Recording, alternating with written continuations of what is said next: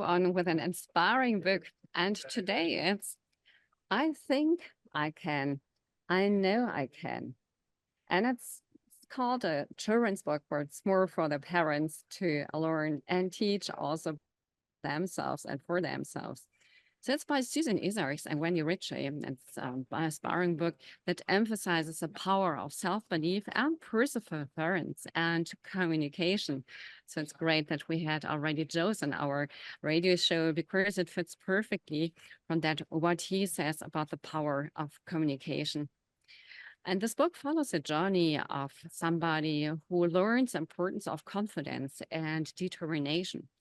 The story beautifully captures the essence of overcoming obstacles and the joy of achieving one's goals. Isaacs enriches collaboration results in a heartwarming tale that not only entertains but also importance valuable live sessions. Rhythmic text and the visuals make it engaging read for young audiences, but for the older as well, at least. So Susan Isaacs is a prolific writer known for her compelling storytelling and ability to engage young readers. With a background in early childhood education, Isaacs has dedicated much of her career to writing books and that not only entertain, but also educate. Her works often focus on themes of self-discovery and resilience, aiming to empower children through relatable characters and situations. Isaacs has received several awards for her contributions to children's literature and children's self-awareness, highlighting her impact on young readers and their development. Winifred's co-author brings a unique perspective to the book with her expertise in visual arts and storytelling. So together, they're a great couple with a memory story they deliver that resonates with children and parents alike. I Think I Can, I Know I Can was inspired by the classic tale, The Little Engine That Could, but it brings a modern twist to the timeless message of determination. The authors aimed to create a book that would not only entertain, but also provide practical tools for children and their parents to develop a growth mindset. Through the character's journey, the book explores the psychological concepts of self-efficacy and intrinsic motivation, making it valuable resource for parents and educators. The collaboration between Isaacs and Richard combines the strong narrative elements, with captivating illustrations, resulting in a book that is both educational and enjoyable.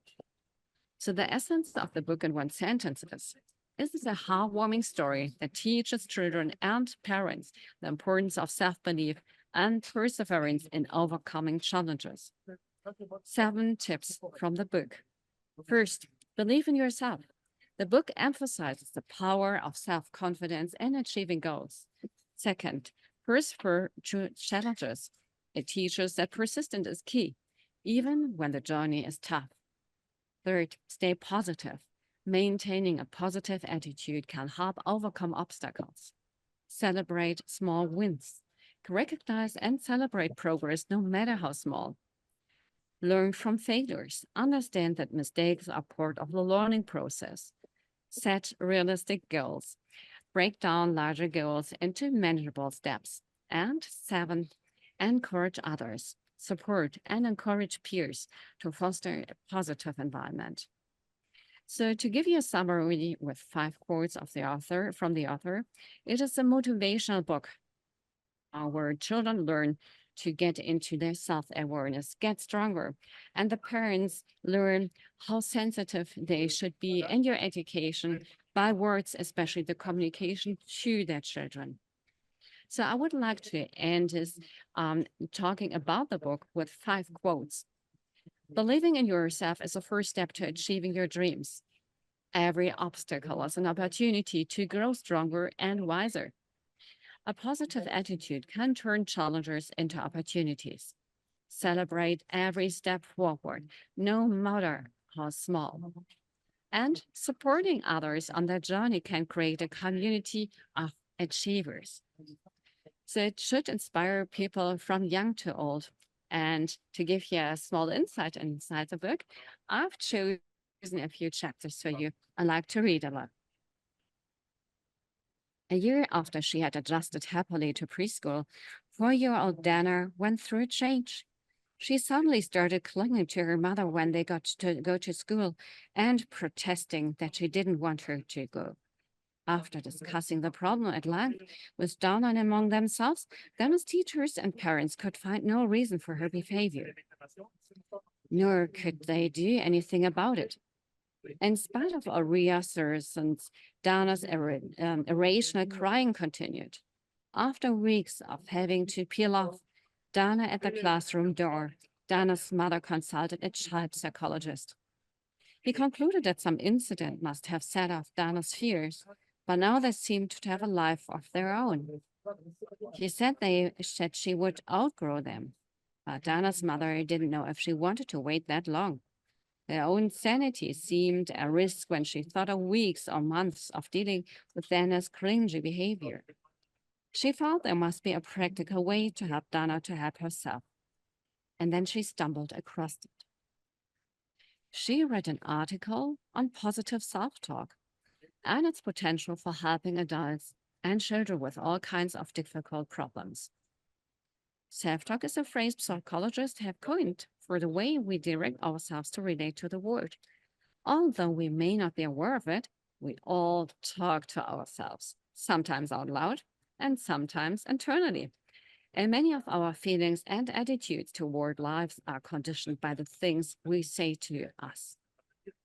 Self-talk will rise from casual remarks like, I don't have to take that, to full-scale dialogues in which we debate whether to get married or to get a new job, to move, or whatever.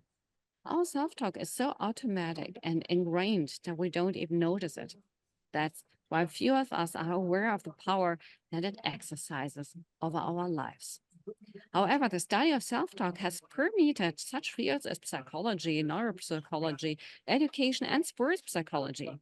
In a recent study by Dr. Per Horton, a psychologist who is an expert in the area of self-talk, was identified as one of the crucial remedies people use in times of turmoil and grief. So to switch to an end, to give you an idea about the book, the potential of changing ourselves through self-talk is vast. As a parent, grandparent, teacher, child therapist, coach, or anyone else who is interested in the growth of children, you can participate in breakthroughs in development by exploring the power of self-talk. The future depends on each person's offering the best he can to the world. And that is made possible through self-knowledge and the will to become all that is capable of being. If people can convince themselves through self-talk to throw off limited visions of what they can be and of what the future can hold, then they can take a step forward in the evolution of human consciousness. We can begin to program ourselves for the unknown, for life so full, so productive, and positive that it can't yet be envisioned. This expanded view will affect every arena of life: learning, work, play, creativity, love, relationships, child rearing, physical and mental health, relaxation, and the enjoyment of life. As authors, we are aware that people often read books, try out the ideas for a while, and then discard them. We hope that you will continue to experiment with self-talk. You might try that experimentation in various areas of your child's life or in your own life. You might try it as a remedy for certain classroom discipline problems if you're a teacher, or for certain types of emotional problems if you're a child therapist or a therapist for adults. It is your interest and effort that counts. Through your exploration and the continued exploration of those like you, it is possible to change the way people view their own capabilities and create a larger vision. So thank you for listening to the book. And I think there's a lot in for anybody. And I hope you liked it and you've taken something away for yourself, or maybe it piqued your curiosity and you want to read the full book. So if any of you have book recommendations and journal you'd like to share here, or if you've written a book yourself, as just did, and you'd like to see featured, please reach out to me. So sometimes we find ourselves in situations that are challenging. situations we may not want to discuss with our family, friends, or partners, or even a therapist right now. Here are your questions. One question we have time left for, which we'll discuss here anonymously to protect your privacy and to give you helpful answers, which help you and others. So today, it's about Liz. And she writes, I'm Liz, 43 years old, and I would say that I'm confident. I love my job. I'm career-oriented. I have 2 children. I'm happily married. My husband and I are both employed. However, I've been frustrated at work a few times. When I'm passed over for a raise or not considered for a cool additional task, I always think to myself, hey, that doesn't matter. You deserve something much better. And I even feel a bit arrogant towards those who overlook me or do not consider me. But I do not say anything about it. Actually, I would love to shout, hello, don't you see me? This is unfair. You have passed me over again. I'm here. It's my turn. But I pretend that this is beneath me. When someone does assert their right loudly, I even act as if it's cheap, while actually I'm by the person for standing up for their rights. Sometimes I think, oh, well, they need it. Let them have their small success. So condescending, but I hate myself in that moment. And I actually would love to say, I would like to be like that, to stand up for my rights, but I don't dare. And that's why I look down on them. Why is it like this? And how can I change that? So, dear Liz, thank you for sharing your thoughts and experiences with such honesty. From what you've described, it's clear that there are several layers to your feelings and reactions. Let's analyze your situation with some psychological insights to better understand and address your concerns. Firstly, it seems you're dealing with a conflict between your internal feelings and your external behavior. Psychologically, this can be seen as a cognitive dissonance, where your actions do not align with your beliefs and desires. You want to assert yourself and stand up for your rights, but you find yourself holding back and instead projecting on air of indifference or even arrogance. This behavior might stem from deep-seated beliefs about self-worth and assertiveness. Often individuals who struggle to assert themselves fear negative outcomes, such as a rejection or conflict. This fear can be rebutted in past experiences or social conditioning that teaches us to be compliant, especially in professional settings. To envision how your situation could be, imagine a workplace where you confidently express your needs and desires, knowing that your contributions are valued. This could lead to more recognition and opportunities, enhancing your career satisfaction and overall happiness. However, real obstacles are standing in your way. These might include fear of judgment, fear of failure, or lack of skills in assertive communication.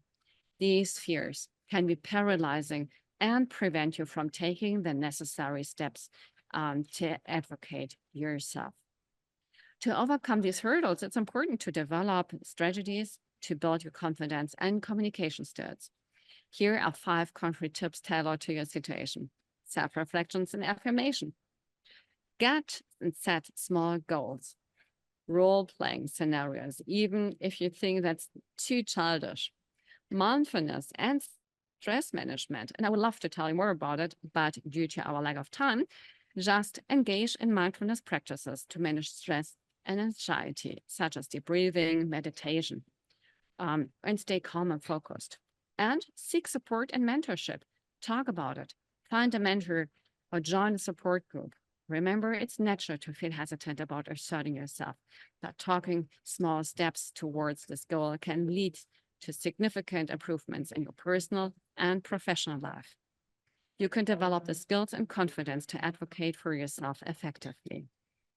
So, unfortunately, that wraps up our episode of We Empower, the weekly radio show dedicated to celebrating the strength, resilience, and limitless potential of women and men around the globe. Join us again next week as we continue of this empowering journey, sharing real stories of triumph, upliftment, and empowerment. Your presence and engagement mean the world to us, and we appreciate you taking the time to tune in. Remember, This time is a gift for you to discover new inspiration, embrace exciting insights, and find the motivation to live life to the fullest. Together, we can live for the fullest, and your contribution matter. Thank you for being part of our community. Until next time, keep shining and empowering others. Together, we rise.